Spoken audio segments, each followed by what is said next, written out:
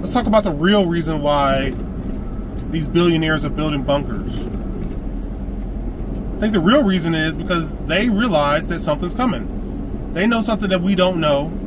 They know that something's coming.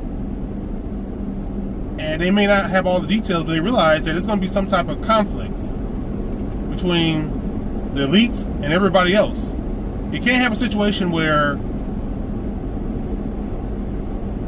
millions of people are losing their jobs because of AI and robots and a whole new infrastructure, and they don't have any means of earning a living. It's just not going to work. You're either going to have mass civil unrest, conflict, or you're going to have the powers that be dealing with those people, eliminating those people.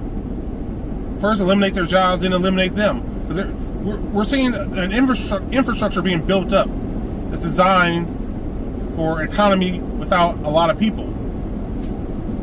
So throughout most of human history, our population was under 1 billion. But then you had farming techniques, agriculture, refrigeration, and the population just soared. And we had industrialization, and that was important to build the things we needed to build up ultimately the stuff we're going to need to replace people. All this industry. We went from a civilization where one man could leave high school, get a job, and support his wife and 3 or 4 kids and live comfortably, to a civilization where you got both man and a woman working, and they're struggling to survive even without kids. And that's where the feminism program comes into place. And that's sort of designed to encourage women to accept that and actually feel like, oh, this is great. This is great. Get them excited about that. And then a lot of women find out that, okay, this is a crappy deal. This sucks. Yeah, that's part of the programming there. Because, and it helps because it also limits the amount of families that are formed at a certain point. So it will become a lot easier to manage, a lot easier to get rid of. Because if you have a man and a woman, they have each other, and they have a real family, and they have kids to fight for, they're going to be much harder to deal with than a bunch of people without kids. So that's something that's well thought of as well. There's a lot of programming in place online. Social media has been used effectively to turn men against women and women against men. You know, you see this Willie Lynch protocol being played out because they're managing us all like we're slaves. But ultimately, they want to build in all these data centers in all these population areas so they can use AI and robots and autonomous vehicles to replace human beings. They're building a whole new economy to replace human beings. So you're either going to have a bunch of people out of work and saying, hey, I'm sick of this, we got to do something. You're going to have riots because of the food situation. Or you're going to have a situation where people are going to, where the powers that be are going to get rid of a lot of people. We're already going to look at some serious food situations because of the war in Iran. And I don't care how many Axios reports comes out, it's pretty clear that Trump isn't running the show. He's not running the show. So this the war, this war, which eventually, recently, I think the House voted some war authorization act to sort of prevent this war, but it's going to happen. It's going to happen. It's going to continue.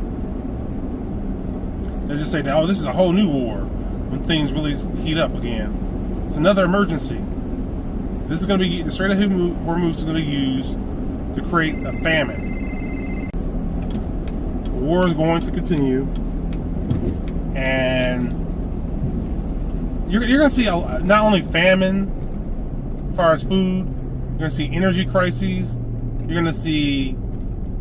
I ultimately believe that a biological option is going to be used. They're going to use that to remove the people. So like a neutron bomb or whatever. They're going to use that to remove the people, leave the infrastructure in place, and that's ultimately going to be the plan. I think that's the real reason why people are headed towards the bunkers. They're building bunkers because they realize it's going to be hell on the surface. Because there's no other way around it. And for all those people thinking that, oh, there's going to be universal high income. So if I gave $1 million to everybody, with $1 million, how much would $1 million buy? Like, how much would a cheeseburger be? Like, I don't know, like $1,000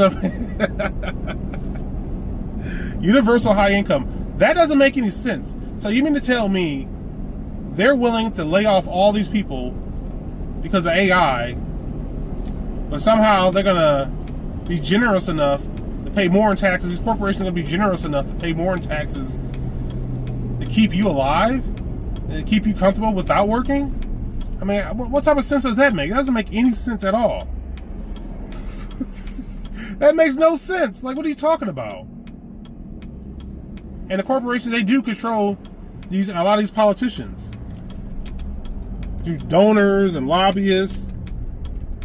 They control these politicians. It's just completely irrational. People think there's not going to be some type of situation where somebody's going to have to go.